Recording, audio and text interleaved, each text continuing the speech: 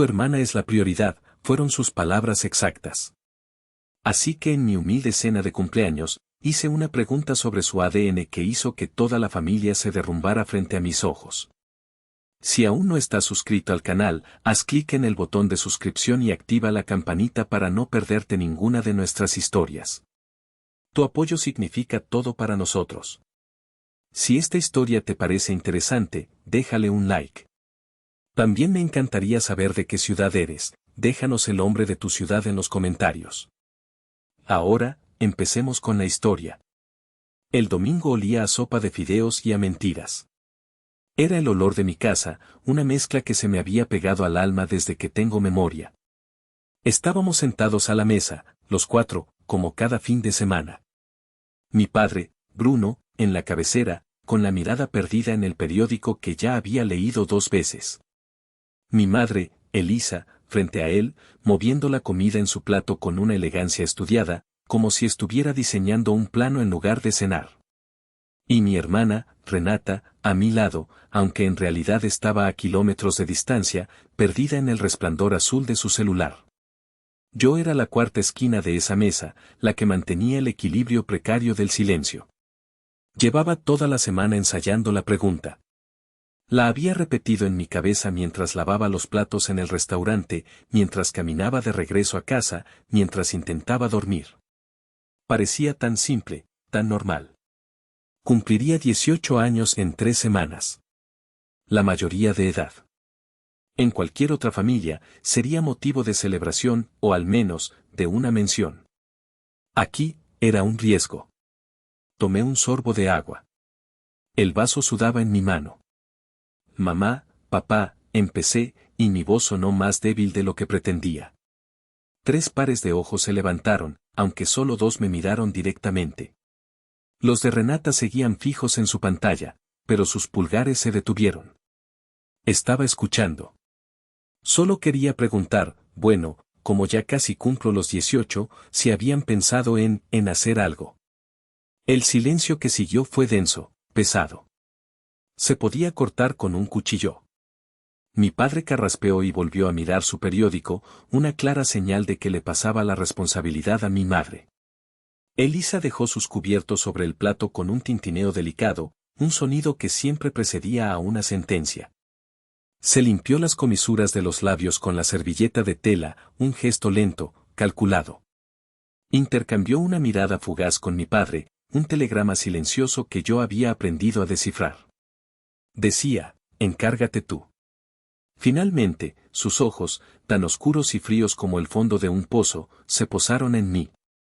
No había calidez en ellos, solo una especie de evaluación distante. Xóchitl, mija, dijo, y la palabra mija sonó hueca, un formalismo vacío. Tenemos que ser realistas. Mi estómago se encogió. Realistas era su palabra clave para no. Tu hermana es la prioridad ahora, mija. Ahí estaba. La frase. La misma que había escuchado en diferentes versiones toda mi vida. La que explicaba por qué Renata tenía ropa nueva cada temporada y yo heredaba sus obras. La que explicaba por qué sus logros en diseño gráfico eran celebrados con cenas en restaurantes caros y mis buenas calificaciones apenas merecían un asentimiento. Su fiesta de 21 años tiene que ser algo espectacular, continuó, como si me estuviera confiando un secreto de Estado. Es importante para mantener las apariencias, para la imagen de la familia. Una hacienda no es barata, ¿sabes? Hemos tenido que invertir todo en ello. Invertir. Qué palabra tan curiosa para describir el favoritismo. Miré a mi padre, buscando una pizca de apoyo, una objeción, algo. Pero él solo asintió, con la vista todavía clavada en las noticias de ayer. Era un cómplice pasivo, un fantasma en su propia casa. A mi lado, Renata soltó una risita ahogada. Giró el celular para mostrarnos a mi madre y a mí la pantalla. Mira, mamá. ¿Crees que este vestido de Adolfo Domínguez es demasiado para la fiesta? Cuesta un ojo de la cara, pero neta, lo merezco. Mi madre se inclinó, su rostro transformándose al instante, iluminado por el interés genuino. Oh, es precioso, mi vida. Cómpralo. Encontraremos la manera. No lloré. Hacía años que había dejado de llorar por estas cosas. Llorar solo les daba la satisfacción de llamarme dramática o sensible.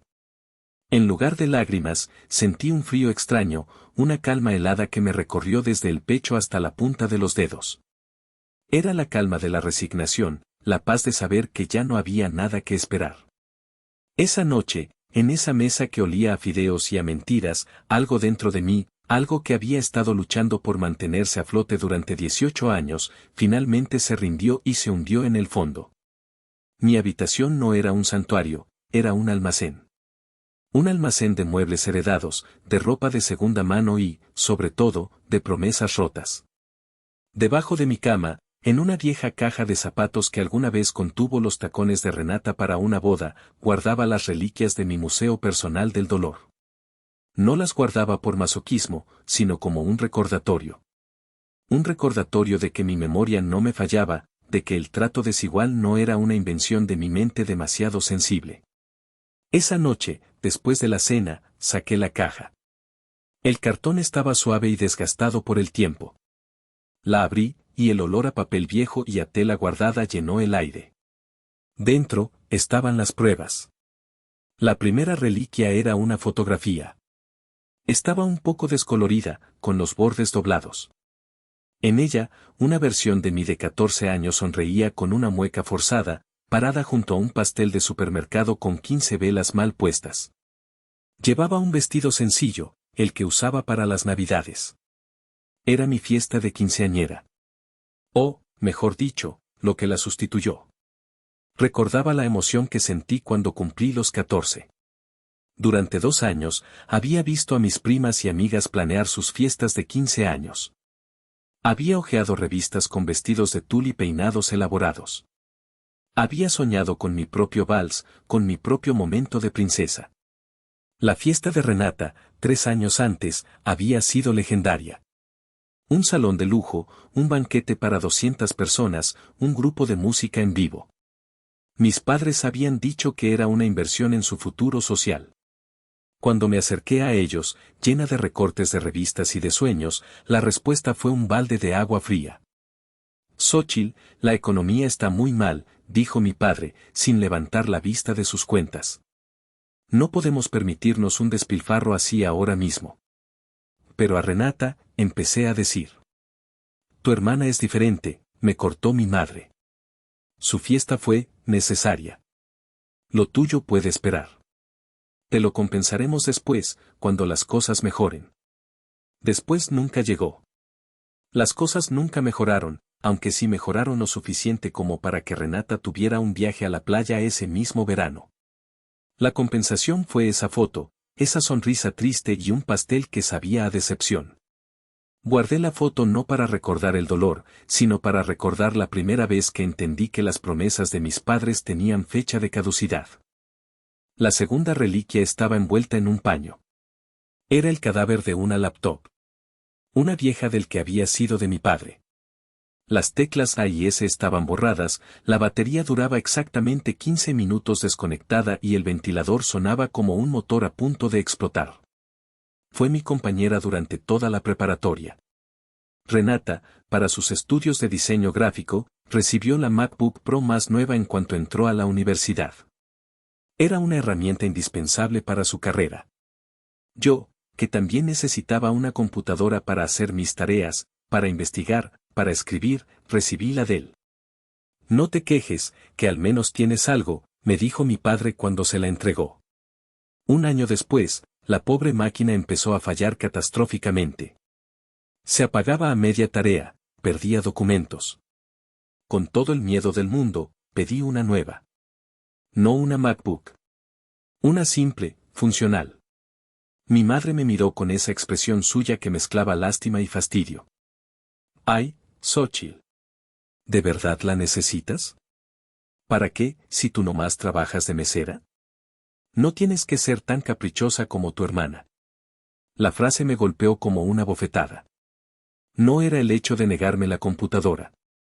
Era la justificación. Mi trabajo, mi esfuerzo, mi realidad, eran usados como un arma para minimizar mis necesidades. Mi futuro, a sus ojos, ya estaba escrito, y no requería de herramientas. Requería de manos para servir platos. Logré que un amigo me ayudara a repararla de lo suficiente para terminar la prepa. Guardaba su disco duro muerto como prueba de que, para ellos, mis aspiraciones no valían ni el precio de una Chromebook. La tercera y última reliquia no era un objeto, era un sueño encapsulado en un trozo de papel. Un folleto arrugado de un curso de verano de gastronomía mexicana tradicional en una pequeña escuela en Oaxaca. Desde niña, la cocina había sido mi refugio. Mientras mi familia veía la televisión, yo me escondía en la cocina con mi abuela. Ella me enseñó los secretos del mole, el punto exacto del nixtamal, la paciencia que requiere un buen adobo. Cuando ella murió, me dejó su tesoro más preciado, un cuaderno viejo, con las pastas de cuero gastadas y manchadas de aceite, lleno de sus recetas escritas a mano. Ese cuaderno era mi Biblia, mi mapa del tesoro. Mi sueño no era ser una chef famosa, sino algo más humilde, más real, abrir una pequeña fonda, un lugar donde la gente pudiera probar la comida de mi abuela, la comida con alma. El curso en Oaxaca era mi oportunidad. Investigué, llené la solicitud y, para mi sorpresa, me aceptaron con una pequeña beca. Solo necesitaba cubrir el resto de la matrícula y el alojamiento. Se lo presenté a mis padres con el corazón en la garganta, mostrándoles el folleto, la carta de aceptación, mi plan detallado para pagarlo trabajando horas extra. Mi padre ni siquiera lo miró. Gastronomía. Eso no es una carrera, Xóchitl. Es un hobby. Y los hobbies cuestan. No tenemos dinero para tus caprichos. 2 semanas después, vi los estados de cuenta de la tarjeta de crédito de mi madre por accidente. Habían gastado casi exactamente la misma cantidad del curso en un fin de semana de spa y relajación para Renata en Cancún, porque estaba demasiado estresada con sus exámenes finales. Sostuve el folleto en mis manos. Las imágenes de chiles secos y ollas de barro parecían burlarse de mí. Esa noche entendí la lección más dura de todas, no se trataba del dinero. Nunca se trató del dinero. Se trataba del valor. A sus ojos, el estrés de Renata valía más que mis sueños. Cerré la caja de zapatos y la deslicé de nuevo bajo la cama. No sentía tristeza, sino una extraña claridad. Mi museo no era un lugar de lamentos. Era un arsenal. Y yo, sin saberlo, estaba a punto de encontrar la munición que necesitaba. Las 3 semanas previas a la fiesta de Renata fueron un huracán categoría 5 en nuestra casa. El epicentro, por supuesto, era mi hermana. Cada día había una nueva crisis, una nueva demanda, un nuevo drama que requería la atención inmediata y total de mis padres. El color de las servilletas no era el tono exacto de rosa cuarzo que ella quería. El DJ que habían contratado no tenía la última canción de Bad Bunny en su repertorio. Los centros de mesa florales parecían baratos. Mi madre, Elisa, se convirtió en su general de campo, movilizando recursos y tropas con una eficiencia aterradora. Pasaba horas al teléfono, negociando con proveedores, gritándole a organizadores, calmando los berrinches de su hija. Mi padre, Bruno, era el ministro de Finanzas, con el rostro cada vez más pálido y las ojeras más profundas con cada nueva factura que llegaba. La casa vibraba con una energía frenética y ansiosa. Yo me volví invisible, una estrategia de supervivencia que había perfeccionado con los años. Me movía por los bordes, como un fantasma. Me iba temprano a trabajar y regresaba tarde. Comía sola en la cocina. Nadie notaba mi ausencia, y eso era un alivio. Pero era imposible no escuchar. Las paredes de nuestra casa eran delgadas, y los secretos se filtraban por las grietas. Una noche, regresé más tarde de lo habitual. La luz de la sala estaba encendida.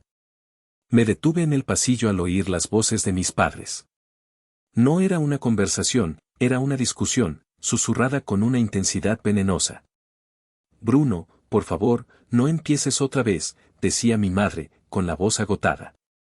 ¿Qué no empiece, Elisa?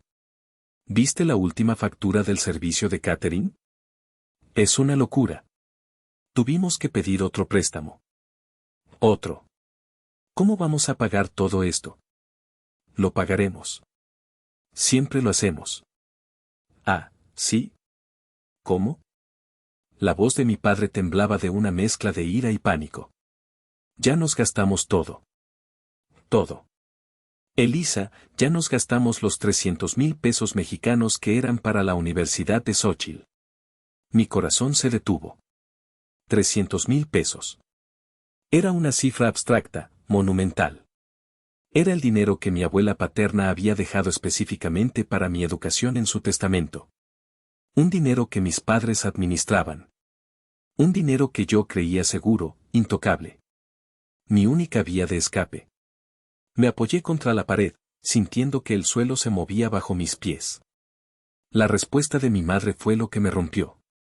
No hubo arrepentimiento en su voz. No hubo culpa. Solo una lógica fría y cruel. Ella puede esperar. Puede seguir trabajando de mesera un par de años más. O conseguir una beca. Es lista. La imagen de Renata, el estatus de esta familia, eso no puede esperar. Entiéndelo, Bruno. Es una inversión. Una inversión.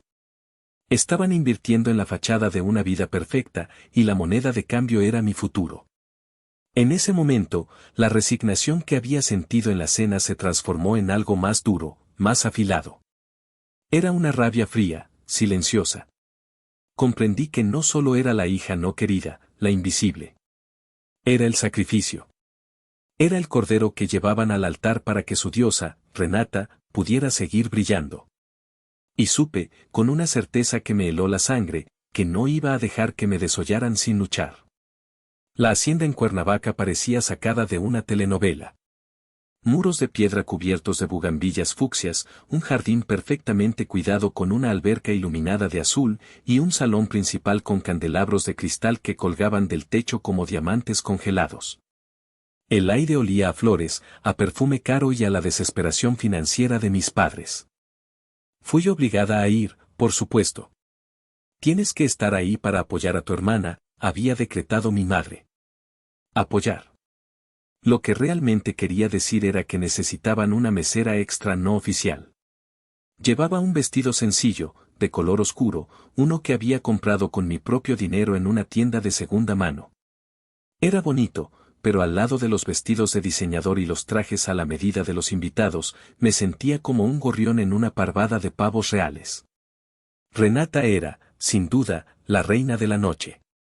Su vestido rosa cuarzo brillaba bajo las luces. Su risa, estridente y falsa, resonaba por todo el lugar. Se movía entre los invitados con la gracia de una depredadora, aceptando halagos, posando para fotos, asegurándose de que todos los ojos estuvieran sobre ella. Mis padres la seguían como dos satélites, con sonrisas tensas y orgullosas pegadas en sus rostros. Mi trabajo consistió en asegurarme de que la mesa de regalos no se desbordara, en guiar a una tía borracha hacia el baño y en sonreír. Sonreír constantemente. Una sonrisa vacía que no me llegaba a los ojos. Me sentía completamente disociada, como si estuviera viendo una película de mi propia vida. Encontré un refugio temporal en una esquina del jardín, lejos de la música atronadora y las conversaciones superficiales. Fue allí donde me encontró mi primo Iker. Iker era 2 años mayor que yo, estudiaba ingeniería en sistemas y tenía una fascinación casi obsesiva con la tecnología, la ciencia y los datos. Era el nerd de la familia, y por eso, siempre nos habíamos llevado bien. ¿Escondiéndote de la multitud?, me preguntó, sentándose a mi lado en la banca de piedra. Algo así. Necesitaba un poco de aire. No te culpo. Esto es, intenso, dijo, mirando hacia el salón. Mis papás están impresionados. Yo estoy impresionado por la cantidad de lana que se gastaron. Nos quedamos en silencio un momento, observando el espectáculo. Renata estaba ahora en el centro de la pista de baile, rodeada por un círculo de admiradores. Iker me miró, luego a Renata, y luego a mí otra vez. Entornó los ojos, como si estuviera resolviendo una ecuación. ¿Sabes qué es cagado?, dijo de repente. ¿Qué? Neta, Xóchitl, ustedes dos no se parecen en nada. Físicamente, quiero decir. Renata es idéntica a tu mamá. La misma forma de la cara, los mismos ojos, todo. Pero tú eres puro Ramírez. Tienes la misma nariz que mi papá y el abuelo. Es como si te hubieran hecho con un molde diferente. Me encogí de hombros. Supongo que son los genes. Sí, pero es que es muy marcado, insistió, ya metido en su modo científico. ¿Seguros que son del mismo ADN? ¡Qué locura! Se rió, pensando que era una broma, una observación curiosa. Pero para mí, sus palabras no fueron una broma. Cayeron en el silencio de mi mente como una piedra en un pozo. Crearon una onda expansiva, conectando puntos que nunca antes había considerado. La obsesión de mi madre con Renata. El resentimiento distante de mi padre hacia mí. La frase tu hermana es la prioridad. ¿Seguros que son del mismo ADN? La pregunta se quedó flotando en el aire húmedo de la noche, mezclándose con la música y el olor a bugambillas. No era una pregunta de ciencia para mí. Era una llave. Una llave que acababa de ser puesta en mi mano y que abría una puerta que ni siquiera sabía que existía. Una puerta oscura, peligrosa. Y por primera vez en mucho tiempo, sentí la tentación de girarla. El viaje de regreso a casa fue un borrón silencioso. Mis padres iban adelante, agotados por el esfuerzo de mantener la fachada de felicidad durante horas. Renata venía a mi lado, dormida, con la boca ligeramente abierta y una sonrisa satisfecha todavía dibujada en su rostro, incluso en sueños. Yo miraba por la ventana, viendo pasar las luces de la carretera, pero mi mente estaba en otro lugar. Estaba en el jardín de la hacienda, escuchando la pregunta de Iker una y otra vez. Llegamos a casa pasadas las 3 de la madrugada. Ellos se fueron directamente a sus camas, muertos de cansancio. Yo no podía dormir. La adrenalina y un millón de pensamientos confusos corrían por mis venas. Fui a la cocina, me serví un vaso de agua y me senté en la oscuridad, con la única luz de la luna filtrándose por la ventana. ¿Seguros que son del mismo ADN? Era una locura, por supuesto. Una broma de mi primo. Pero las mentes desesperadas se aferran a las ideas más locas. Empecé a repasar mi vida, no como una serie de injusticias, sino como un detective buscando pistas. La forma en que mi madre se tensaba cada vez que mi padre intentaba mostrarme un poco de afecto cuando era niña. La manera en que mi padre me miraba a veces, con una mezcla de obligación y una tristeza que yo nunca había entendido. La insistencia casi fanática de mi madre en que Renata era el pilar de la familia. No tenía sentido. Y al mismo tiempo, lo tenía todo. Me levanté y caminé hacia el espejo del pasillo. En la penumbra, observé mi reflejo. Vi la nariz de mi abuelo, los pómulos de mi tío Gael, la forma de los ojos de mi padre. Era un Ramírez, de pies a cabeza. Luego, pensé en Renata. En su cara ovalada, sus ojos almendrados, su complexión. Todo era de mi madre. Éramos como el día y la noche. Fue entonces cuando la decisión se solidificó dentro de mí. No fue un estallido de ira. Fue algo mucho más tranquilo y mucho más aterrador. Fue la sensación de un interruptor que se acciona en la oscuridad. Mi cumpleaños número 18 no sería borrado del calendario. No sería una nota a pie de página en la gloriosa historia de Renata. Tendría mi propia celebración. Pero ya no se trataba de un acto de autoafirmación. Mi plan inicial de una simple cena para sentirme vista había cambiado. Ahora tenía un propósito diferente. No era venganza. La venganza era demasiado emocional, demasiado desordenada. Esto era un experimento. Una investigación. Iba a crear un escenario, a reunir a los actores clave y a introducir una sola variable, una pregunta. La pregunta de Iker. Saqué mis ahorros de la lata de galletas donde los guardaba.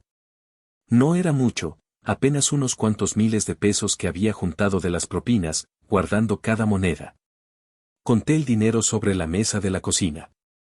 Era suficiente. Luego, fui a mi habitación y saqué mi tesoro, el cuaderno de recetas de mi abuela. Lo abrí con cuidado. Sus páginas, amarillentas y suaves, olían a canela y a tiempo. Pasé las hojas hasta que encontré lo que buscaba, mole de la abuela Elena. Era su receta estrella, la que solo hacía en ocasiones verdaderamente especiales. Era compleja, requería paciencia y amor. Decidido. Esa sería mi arma. No gritaría, no lloraría, no acusaría. Simplemente les daría de comer. Les serviría la herencia de mi verdadera familia, la familia Ramírez, y luego haría una pregunta. Y vería qué pasaba. En la quietud de la madrugada, con el olor a recetas viejas llenando el aire, me di cuenta de que ya no tenía miedo. El miedo había sido reemplazado por una curiosidad fría y cortante. Al día siguiente, empecé a mover mis piezas. Me sentía como una estratega planeando una batalla. Cada llamada telefónica era un movimiento calculado. La primera fue a mi jefe en el rincón de Jalisco, don Carlos, un hombre robusto y de corazón noble que me había tomado bajo su ala desde que empecé a trabajar allí. Don Carlos, buenos días, soy Xóchitl. Xóchitl, mija. ¿Cómo estás? ¿Te recuperaste de la pachanga de tu hermana? Escuché que fue algo grande. Sí, señor, todo bien. De hecho, le llamaba por algo personal. En 2 semanas es mi cumpleaños, cumplo 18, y, bueno, mis padres están un poco ocupados. Quería saber si habría alguna posibilidad de que me permitiera usar el salón privado pequeño esa noche. Para una cena muy, muy pequeña. Yo pagaría por los ingredientes, por supuesto. Hubo una pausa al otro lado de la línea. Don Carlos me conocía bien. Sabía leer entre líneas. ¿Tus padres están ocupados en el cumpleaños número 18 de su hija? Preguntó, y su tono era escéptico. Están cansados después de la fiesta de Renata, dije, usando la excusa perfecta. Solo quiero hacer algo tranquilo. Con mis abuelos, mi tío. No digas más, mija. Considera el salón tuyo esa noche. Y no te preocupes por los ingredientes. Es un regalo de cumpleaños de mi parte. Úsalo para comprarte algo bonito. Casi lloro de gratitud. Muchas gracias, don Carlos. De verdad. Significa mucho para mí. No hay de qué, Xóchitl. La familia es la familia. Y tú eres parte de la nuestra aquí. Colgué el teléfono con una sensación cálida en el pecho. El primer movimiento había sido un éxito. La siguiente llamada fue la más difícil. Mis abuelos paternos, Elena y Roberto. Vivían en Toluca, pero siempre venían para los eventos importantes. ¿Bueno? Contestó la voz cálida de mi abuela. Abuela, soy yo, Xóchitl. Mi flor. ¡Qué milagro! ¿Cómo estás, mi vida? ¿Cómo te fue en la fiesta de tu hermana? Tu abuelo y yo no pudimos ir, ya sabes, por la distancia. Estuvo bien, abuela. Te llamaba porque, mi cumpleaños es en 2 semanas. Y me gustaría mucho, muchísimo, que tú y el abuelo vinieran. Voy a hacer una cena muy pequeña en el restaurante donde trabajo. Otra pausa. Las pausas se estaban convirtiendo en el tema del día. ¿Una cena en tu trabajo, mi amor? ¿Y tus padres? ¿Qué han planeado ellos? Respiré hondo. Ellos tienen otras prioridades ahora mismo, abuela. Están cansados. Pero para mí, la única prioridad es que ustedes estén allí. Por favor. Pude escuchar a mi abuela suspirar. Sabía que algo no estaba bien. Claro que sí, mi flor. Allí estaremos. Tu abuelo y yo no nos lo perderíamos por nada del mundo. La tercera llamada fue al tío Gael. Él era el hermano menor de mi padre, un mecánico rudo y honesto que tenía un detector de mentiras incorporado. ¿Qué onda, sobrina? Contestó, con el ruido de herramientas de fondo. Le repetí la invitación. Él no se anduvo con rodeos. A ver, déjame entender. Tus papás se gastaron un dineral en la fiesta de la princesa y a ti te van a celebrar en la cocina de un restaurante. Es un salón privado, tío. Y es lo que yo quiero. No me vengas con cuentos, Xóchitl. Sé cómo son las cosas en tu casa. ¿Qué está pasando, Solo ven a la cena, tío. Por favor. Necesito que estés allí. Gael suspiró, un sonido áspero y resignado. Está bien, sobrina. Allí estaré. Pero más les vale a tu padre y a Elisa tener una buena excusa. La última llamada fue a Iker. Primo, necesito pedirte un favor. Y es un poco raro. Dispara. En mi cena de cumpleaños, ¿podrías volver a mencionar lo que dijiste en la fiesta? Ya sabes, sobre el ADN y lo diferentes que somos Renata y yo. Iker se quedó callado. ¿Por qué? ¿Te molestó? Neta fue una broma. No, no me molestó. Al contrario. Solo hazlo. Confía en mí. Ok. Raro, pero ok. Cuenta con ello. Colgué el teléfono. Todas las piezas estaban en su lugar. Los invitados, el escenario, el catalizador. Me sentía extrañamente en calma. Ya no era la víctima de las circunstancias. Era la directora de mi propia obra.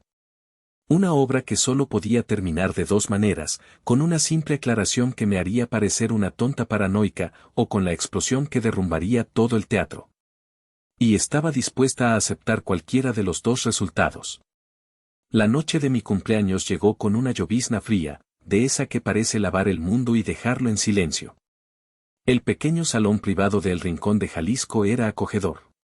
Don Carlos había insistido en poner manteles largos y un pequeño centro de mesa con gerberas, mis flores favoritas. El aire olía a canela, a chiles tostados y a chocolate, el aroma complejo y profundo del mole que había estado preparando durante 2 días, siguiendo al pie de la letra la caligrafía de mi abuela. Éramos 10 en total. Mis abuelos, Elena y Roberto, sentados a mi lado. Mi tío Gael, con su esposa y mis 2 primos pequeños. Mi primo Iker y sus padres. Una mesa pequeña, pero llena de gente que, en el fondo, sabía que me quería. Intentaron que fuera una fiesta. Me dieron regalos, un suéter tejido por mi abuela, un libro que quería, unos aretes de plata de mi tío. Cantaron las mañanitas un poco desafinados, y yo soplé las 18 velas en un flan napolitano que don Carlos me había preparado. Sonreí, agradecí, pero me sentía como si estuviera flotando fuera de mi cuerpo, observando la escena. La conversación era forzada.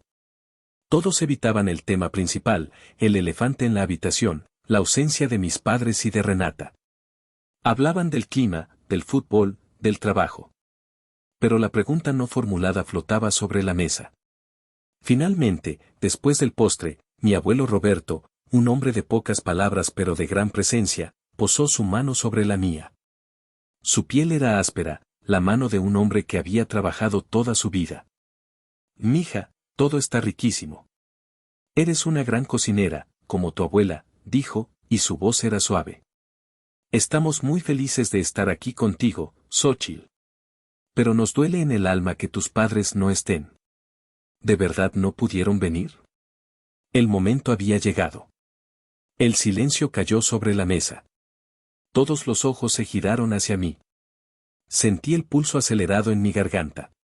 Miré a mi abuelo, a sus ojos cansados y amables. Luego, mi mirada se desvió hacia Iker, al otro lado de la mesa. Le di una señal casi imperceptible con la cabeza. Respiré hondo, reuniendo todo el valor que me quedaba. Ellos me dijeron que su prioridad es Renata, abuelo, dije, y mi voz no tembló. Sonó clara y firme. Y está bien. Lo entiendo. Pero el otro día, en la fiesta, mi primo Iker me hizo pensar en algo. Iker, cumpliendo su parte, carraspeó y se encogió de hombros, como si estuviera avergonzado. Fue una tontería, una broma. Yo solo le decía a Xóchitl que es curioso lo diferentes que son. Continué, tomando el control de la narrativa. Me dijo que yo saqué el carácter y los rasgos de la familia Ramírez.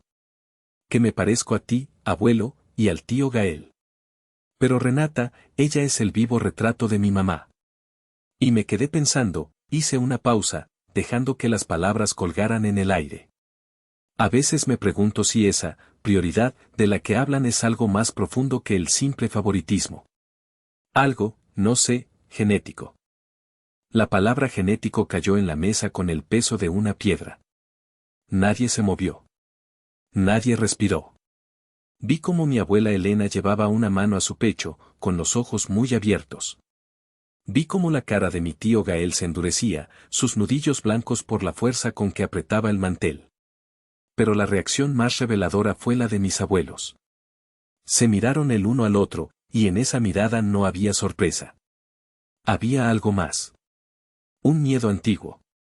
Un temor que yo, sin saberlo, acababa de despertar de su largo sueño. La semilla de la duda no había sido plantada esa noche. Solo había sido regada. Y estaba a punto de germinar con una fuerza monstruosa. El fin de semana después de mi cumpleaños fue extrañamente silencioso. Mis padres y Renata se habían ido a un viaje de descanso a Valle de Bravo, una recompensa auto-otorgada después del estrés de la fiesta. Yo aproveché su ausencia para respirar. La casa se sentía más grande, más limpia sin su presencia. Pero sabía que era la calma antes de la tormenta. Mi tío Gael me había llamado al día siguiente de la cena. No sé qué hiciste, sobrina, pero mis papás están como locos. Han estado hablando por teléfono todo el día. Algo se rompió. La tormenta llegó el domingo por la noche, cuando regresaron. Entraron a la casa cargando bolsas de compras, bronceados y riendo. Pero su buen humor se evaporó en cuanto vieron sus celulares, llenos de llamadas perdidas de mis abuelos. Yo estaba en mi habitación, con la puerta entreabierta, fingiendo leer. Escuché el murmullo urgente de mi madre, y luego el portazo de su dormitorio. 10 minutos después, la puerta de mi habitación se abrió de golpe, con tanta fuerza que rebotó contra la pared. Mi madre estaba en el umbral, con el rostro descompuesto por la furia. Sus ojos, normalmente fríos y controlados, ardían. Mi padre estaba detrás de ella, pálido y con el labio temblando. ¿Qué les dijiste? Siseó mi madre, avanzando hacia mí. Cada palabra era una gota de veneno. No sé de qué hablas. No te hagas la estúpida conmigo, Xóchitl. Gritó, y su voz se quebró. Tus abuelos nos han estado llamando sin parar. Están furiosos. Están diciendo cosas horribles. ¿Qué les metiste en la cabeza en tu estúpida cenita? Me levanté de la cama, sintiendo una calma que no sabía que poseía. Yo no les metí nada en la cabeza. Solo hice una pregunta. ¿Una pregunta? Se burló. ¿Qué clase de pregunta hace que tu propio padre te acuse de cosas impensables? Has ido a esparcir veneno. A ponernos en contra de la familia. Todo porque no tuviste tu fiestecita de princesa. Esto no tiene nada que ver con una fiesta, dije, y mi voz era baja pero firme. Tiene que ver con 18 años de preguntas. Mi padre finalmente habló, su voz un susurro tembloroso. ¿Por qué, Xóchitl? ¿Por qué hacernos esto? Después de todo lo que te hemos dado. ¿Lo que me han dado? La rabia fría que había sentido días atrás subió por mi garganta. ¿Me han dado las obras de Renata? ¿Me han dado promesas vacías? ¿Me dieron un futuro que luego usaron para pagar por un vestido de diseñador?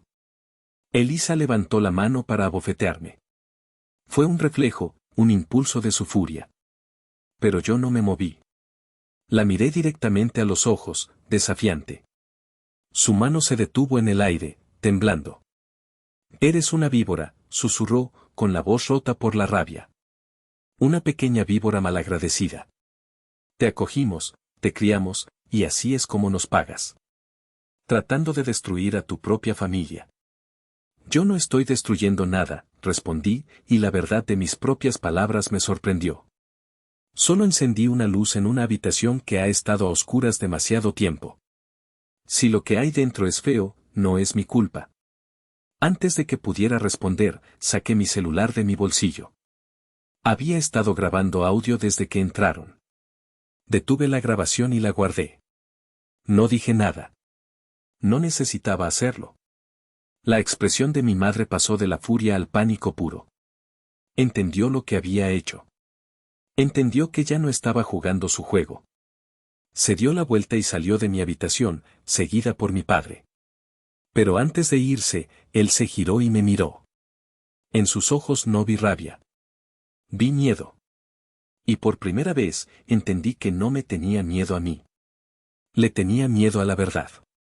La intervención no fue una sugerencia, fue una orden.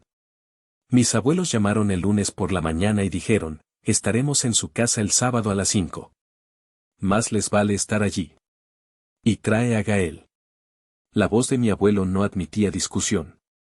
Mis padres pasaron la semana caminando como zombis por la casa. La tensión era tan espesa que se podía sentir en el aire. Renata era la única que parecía ajena a todo. Cuando preguntó por qué todos actuaban tan raro, mi madre simplemente le dijo que los abuelos estaban pasando por una fase difícil. El sábado, a las 5 en punto, sonó el timbre. Estábamos todos en la sala de estar, un escenario preparado para una tragedia griega. Mis padres en un sofá, yo en un sillón individual, deliberadamente lejos de ellos. Renata estaba de pie junto a la ventana, enviando mensajes de texto, aburrida. Entraron mis abuelos, seguidos por mi tío Gael. Sus rostros eran sombríos, como si vinieran a un funeral. Siéntense, dijo mi abuelo Roberto, y no fue una petición. Mis padres se encogieron en el sofá. Mi abuelo se sentó frente a ellos. Mi abuela y Gael permanecieron de pie, como guardias. Vamos a dejarnos de rodeos, empezó mi abuelo, su voz retumbando en la sala silenciosa. Elisa, Bruno. Durante 18 años hemos visto cosas. Cosas que no nos gustaban, pero que atribuimos a errores, a personalidades diferentes. Nos mordimos la lengua. Dijimos es su familia, son sus hijas, no debemos meternos. Pero nos equivocamos. Se inclinó hacia adelante. ¿Saben lo que nos dijo su hija Xóchitl en su cumpleaños? No se quejó. No los acusó. Simplemente nos dijo que se sentía tan diferente a su hermana que a veces dudaba si compartían la misma sangre. Elisa soltó una risa nerviosa. ¿Y le creyeron a una niña dramática y celosa? Por favor, papá. Está inventando cosas para llamar la atención. ¿Estamos inventando los 300,000 pesos de la Universidad de Xóchitl que te gastaste en una fiesta? Intervino el tío Gael, su voz un gruñido bajo. La cara de mi padre se puso gris. ¿Cómo sabes eso? Xóchitl me lo contó, mintió Gael para protegerme. Y también me contó que se lo confesaste a tu esposa. ¿Es cierto, Bruno? Mi padre se hundió en el sofá, incapaz de hablar. Solo asintió. Mi abuela Elena habló por primera vez, su voz temblando de una emoción contenida. Bruno, hijo mío. Te hemos visto. Te hemos visto tratar a esta niña con una frialdad que no es natural. Como si fuera una extraña. Como si te doliera mirarla. Durante años pensamos que estábamos locos. Pero la pregunta de Xóchitl nos abrió los ojos a una posibilidad terrible. Una que nunca quisimos considerar. Elisa se puso de pie, histérica. ¿Qué están insinuando?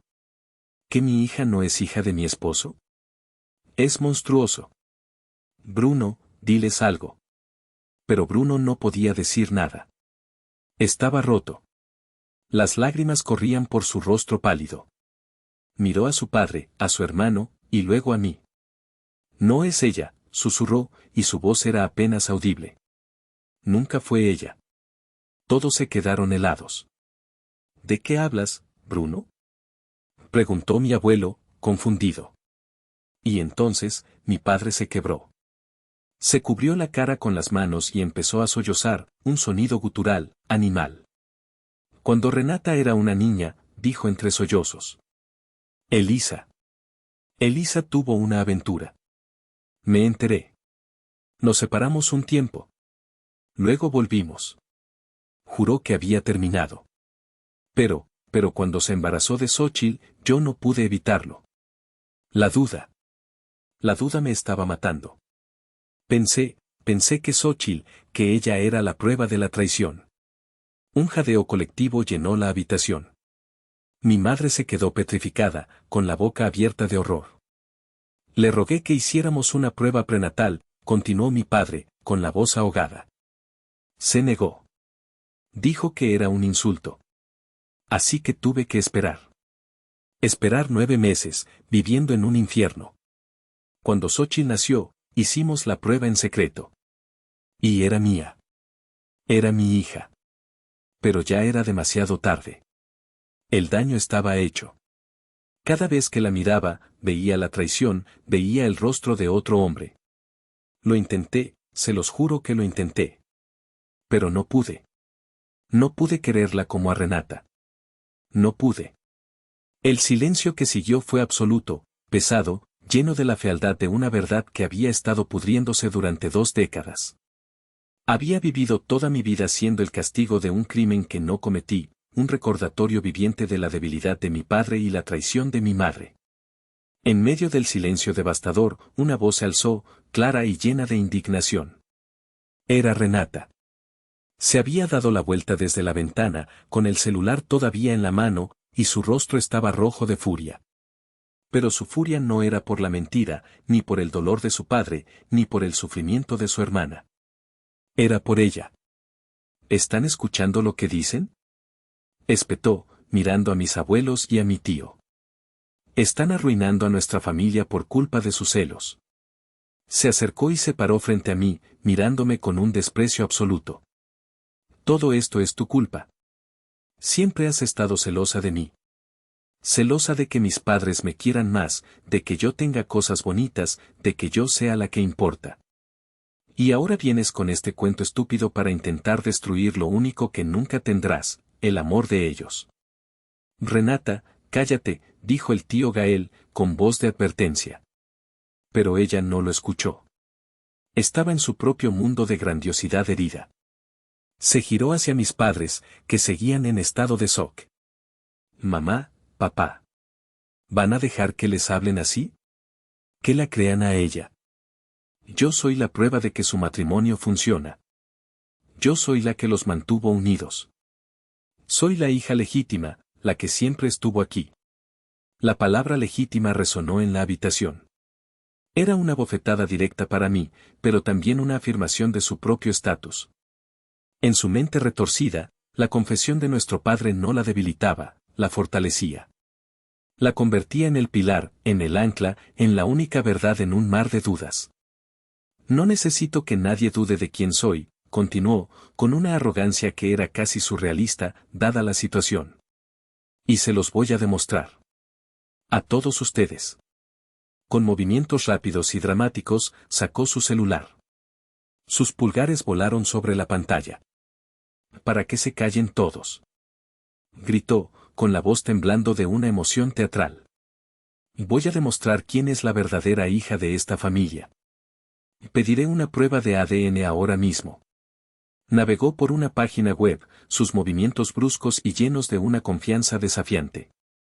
Aquí está. 23andMe, vamos a ver quién es quién. Para que dejen de molestar a mi padre con sus dudas y para que tú, me señaló con un dedo acusador, te tragues tus palabras venenosas para siempre.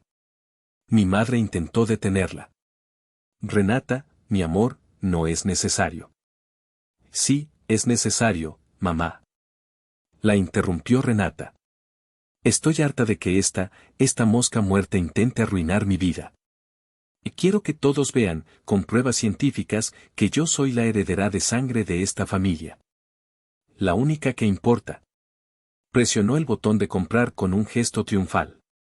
Luego, levantó la vista, mirando a todos en la habitación con una sonrisa de suficiencia, como si acabara de ganar una batalla decisiva. Nadie dijo nada. Estábamos todos demasiado atónitos para reaccionar. Mis abuelos se miraban con incredulidad. Mi tío Gael negaba lentamente con la cabeza. Mis padres parecían 2 estatuas de sal. Y yo sentí una punzada de algo que se parecía a la piedad. Piedad por su ceguera, por su arrogancia. En su intento desesperado por humillarme y reafirmar su lugar en la cima de la jerarquía familiar, acababa de cometer el error más grande de su vida.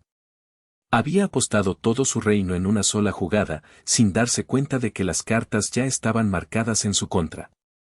Y yo era la única en la habitación que sabía que estaba a punto de perderlo todo. Las 2 semanas que tardó en llegar el kit de ADN y en procesarse los resultados fueron las más largas de mi vida. La casa se convirtió en una olla a presión. Mis padres apenas se hablaban. Renata actuaba con una superioridad insoportable, como si ya hubiera ganado. Yo me mantenía al margen, contando los días. Finalmente, llegó el correo electrónico de notificación, los resultados estaban listos. Renata, por supuesto, organizó una revelación en la sala de estar. No invitó a la familia extendida esta vez, solo a nosotros 4. Quería que fuera un momento íntimo de humillación para mí. Nos sentamos en la misma sala donde se había desatado la confesión. El ambiente era gélido. Renata entró con su laptop, la colocó en la mesa de centro y se sentó en el suelo, con las piernas cruzadas, como una niña en la mañana de Navidad. ¿Están listos para la verdad?, dijo, con una sonrisa triunfal dirigida a mí. Inició sesión en su cuenta. La página se cargó lentamente, aumentando la tensión. Mis padres miraban la pantalla con una mezcla de ansiedad y agotamiento. Yo mantenía mi rostro impasible, pero mi corazón latía con fuerza contra mis costillas. Aquí vamos, anunció Renata. Reportes de ascendencia, bla, bla, bla. Conexiones de ADN. Aquí está. Hizo clic en un enlace.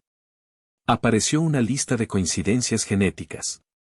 El nombre de mi padre, Bruno Ramírez, debería haber estado en la parte superior, etiquetado como padre. Pero no estaba. La sonrisa de Renata vaciló. Frunció el ceño, confundida. Desplazó la página hacia arriba y hacia abajo. ¡Qué raro! A lo mejor tarda en actualizarse, murmuró, más para sí misma que para nosotros. Hizo clic en otro enlace, uno que decía comparación de cromosomas. Y entonces, su rostro cambió. Fue como ver una máscara de porcelana resquebrajarse en cámara lenta. El color desapareció de sus mejillas, dejándola con una palidez cerosa. Su sonrisa triunfal se derritió, reemplazada por una expresión de incredulidad absoluta. Sus ojos, normalmente tan llenos de arrogancia, se abrieron de par en par, fijos en la pantalla, reflejando un horror que no podía comprender. No, susurró. Fue un sonido tan débil que apenas se oyó. No puede ser. El sobre de papel con la verdad no era físico, era digital. Y acababa de abrirse. Mi padre, incapaz de soportar más la tensión, se levantó y se acercó. Miró por encima del hombro de Renata. Yo no podía ver la pantalla, solo podía ver la reacción de mi padre. Se quedó paralizado. Su cuerpo se puso rígido como una tabla. Levantó una mano temblorosa y se la llevó a la boca. Un sonido ahogado, un gemido de dolor puro, escapó de sus labios. Renata dejó caer la laptop sobre la alfombra. El sonido del plástico golpeando el suelo fue el único ruido en la habitación. Se quedó mirando al vacío, con los ojos vidriosos. Mi madre, que había estado observando todo desde el sofá, se puso de pie. ¿Qué pasa? ¿Qué dice? Bruno se giró lentamente hacia ella. Su rostro era una máscara de traición, una que yo había visto en el espejo durante años, pero magnificada 1000 veces. Dice, su voz era un graznido ronco, irreconocible. Dice que la relación biológica de paternidad entre Bruno Ramírez y Renata queda excluida. La frase final, la que yo había estado esperando, no fue pronunciada por mí. Fue pronunciada por el hombre que había sido engañado 2 veces. La primera vez, con el cuerpo de su esposa. La segunda, con su corazón. Y la ironía más cruel de todas era que la hija que había adorado como a una diosa era la prueba viviente de la mentira que siempre había temido, pero que había buscado en la hija equivocada. El sonido que siguió a la revelación de mi padre no fue un grito. Fue el sonido de un mundo rompiéndose. Elisa se desplomó en el sofá, no con un desmayo dramático, sino como una marioneta a la que le hubieran cortado los hilos. Su rostro, normalmente tan compuesto, se contrajo en una mueca de pánico y negación. Es un error, balbuceó, mirando a su alrededor como si buscara una salida. Esos kits no son fiables. Es un error. Pero nadie la escuchaba. Bruno se había alejado de Renata, poniendo varios metros de distancia entre ellos, como si ella fuera una fuente de radiación. La miraba, pero no como a una hija. La miraba como a una completa desconocida, una extraña que había vivido en su casa durante 21 años. La adoración que había llenado sus ojos durante toda mi vida había sido reemplazada por un vacío helado. ¿Quién? Preguntó, y su voz era peligrosamente tranquila. ¿Quién es su padre, Elisa? Mi madre empezó a llorar, sollozos secos y convulsivos que no producían lágrimas. No importa, Bruno, eso fue hace mucho tiempo. Ella es nuestra hija, la criamos juntos. ¿A quién? Rugió mi padre, y el grito hizo que todos saltáramos. Fue el sonido de 2 décadas de dudas y resentimientos reprimidos explotando en un instante. Renata, que había estado catatónica, pareció despertar. Miró a mi padre, luego a mi madre, y su rostro se contorsionó por el dolor y la confusión. ¿Papá? Dijo, y su voz era la de una niña pequeña. Bruno ni siquiera la miró. Sus ojos estaban fijos en Elisa, esperando una respuesta. Y así, el templo que habían construido con tanto esmero, el templo de la familia perfecta con la hija dorada, se derrumbó sobre ellos. Las semanas que siguieron fueron un infierno de escombros emocionales. El divorcio fue la primera consecuencia. Fue rápido y brutal. Mi padre contrató a un abogado y no hizo concesiones. La casa, que estaba a nombre de ambos, se puso a la venta. Elisa, sin el apoyo financiero de mi padre, tuvo que buscar un pequeño apartamento de alquiler. Bruno se fue a vivir temporalmente con el tío Gael. Lo vi un par de veces cuando iba de visita. Era un hombre roto. Había envejecido 10 años en un mes. Me pidió perdón. Un perdón torpe, lleno de culpa. Lo siento, Xóchitl. Por todo. Fui un ciego y un cobarde. No supe qué decirle. Acepté sus disculpas, pero las sentí como palabras huecas flotando sobre un abismo demasiado grande para ser cruzado. Renata fue la que más sufrió el colapso. Su identidad entera se había basado en ser la hija de papá, la princesa de la familia Ramírez. De la noche a la mañana, lo había perdido todo. Se enfrentó a mi madre, exigiéndole el nombre de su padre biológico. Elisa, entre lágrimas, se lo dio. Resultó ser un antiguo colega suyo que se había mudado a Estados Unidos hacía años. Renata intentó contactarlo, pero él nunca respondió. Se distanció de ambos. Culpaba a mi madre por la mentira y a mi padre por haberla abandonado. Dejó la universidad, diciendo que ya no podía pagarla, y se fue a vivir con unas amigas.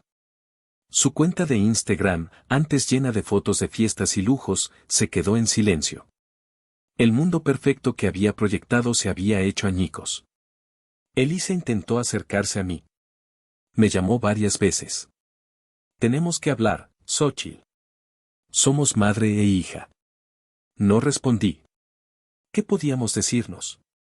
La mujer que me había sacrificado por proteger a la hija de otro hombre ya no era mi madre. Era una extraña. La casa familiar, el escenario de tantos dramas silenciosos, se vendió. Vi a los nuevos dueños mudarse un día, una familia joven con niños pequeños que reían en el jardín.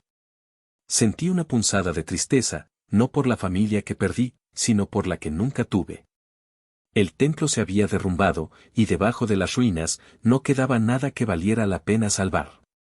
El día que la casa se vendió oficialmente, empaqué mis pocas pertenencias en 2 cajas de cartón y una maleta. No había mucho que llevar. La mayor parte de mi vida cabía en el asiento trasero del viejo coche de mi tío Gael. Cuando salí por la puerta principal por última vez, no miré hacia atrás. No sentía la necesidad. No estaba dejando un hogar, estaba escapando de una prisión. Mis abuelos me recibieron en su casa de Toluca con los brazos abiertos. Su hogar era más pequeño, más humilde, pero estaba lleno de una calidez que yo nunca había conocido. Olía a café recién hecho, a pan dulce y a amor incondicional. Por primera vez en mi vida, tenía mi propio espacio. Mi abuela había preparado la habitación de invitados para mí. Había sábanas limpias, una pequeña pila de libros en la mesita de noche y un jarrón con gerberas frescas. Lloré esa primera noche, no de tristeza, sino de un alivio tan abrumador que me dolía el pecho. Mi vida cambió por completo. Dejé de ser invisible. Mis abuelos me preguntaban sobre mi día en el trabajo.